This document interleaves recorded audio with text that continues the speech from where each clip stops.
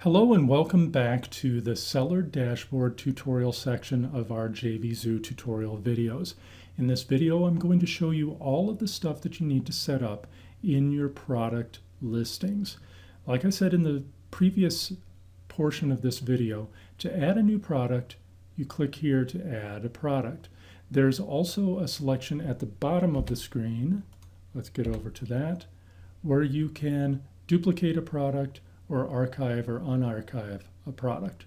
So you can use those if you already have a product set up that you know you just need to change some description information or such, or you already have your membership site information in there and you don't want to have to dig that up.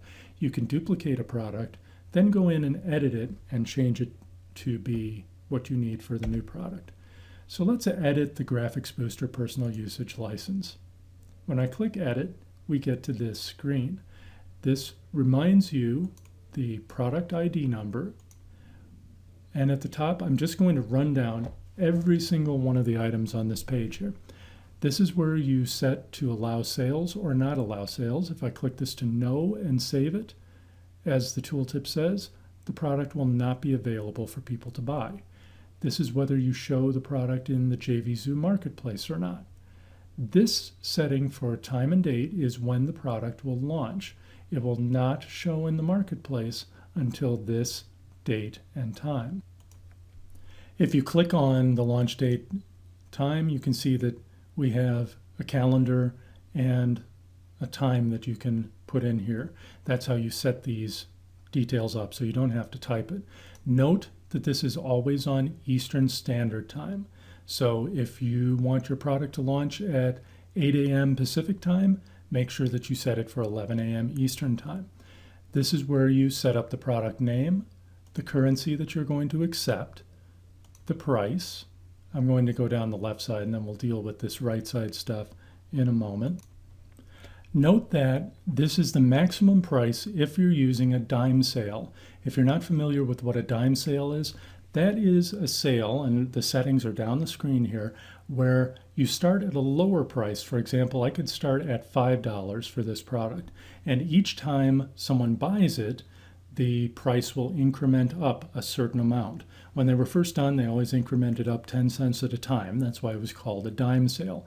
But you can make it any increment you want, and you can also do it every 1 sale, every 2 sales, every 5 sales, however you want to do it. That information then is reflected on JVZoo's automatically generated buy buttons. It will say only 3 more left at this price, or only 1 more left at this price. That's a great way during a launch time to spur people to buy. It creates a false scarcity. This is the commission payout that you will pay to affiliates. And if this is a recurring product, you can have options of when to pay, number of payments that you'll pay out. For example, suppose you wanted to pay 50% on the first purchase and then 10% every month after. That's where you would set this up. You would put 10% in the commission and 50% right here. We'll X out of this and uncheck that. Quantity, if you're selling a limited quantity of the product, that's where you would put here. Your support information, this is where you can put an email address for buyers to get support, or a support URL for your support desk. That's where I have my Zendesk link.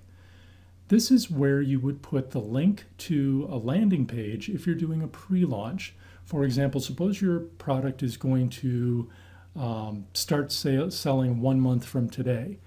For the time from now until it actually launches, you might have a page that says your product name is coming soon or launching on a particular day, maybe with a countdown.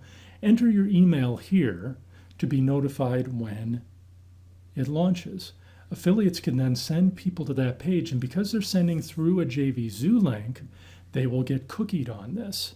And the last person to have cookied the buyer is the one who will get the credit for buying it. This is what you would put here as a landing page, and then you would want to send all traffic to the sales page after the time of launch, if those are 2 different pages. Now your sales page, as with many of these, it's self-explanatory. This is where you put the URL of your sales page. and whether or not you want to pass the affiliate ID to the sales page.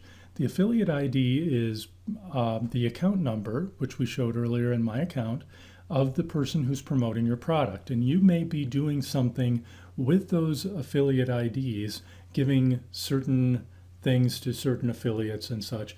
There are so many things you can do with that. Whether or not you want to pass that affiliate ID to the sales page or not, you click here, and there will be a little tooltip here that shows you what the link will look like. The next section is very interesting and potentially technical for you. The delivery method. There are two ways that you can deliver the product. JVZoo offers a protected download, which you can upload a single zip file to. If you want to deliver the product that way, the zip file goes into JVZoo's system, and then when someone buys it, there's a download link right on their receipt. They can click that link, download it, and you don't have to set up any download area. Now, the plus of that obviously is you don't have to do the work to set up a download area. The minus is you don't get all of the opportunities that a download area gives you. For example, to sell other products to the buyer, to maintain a members area, etc.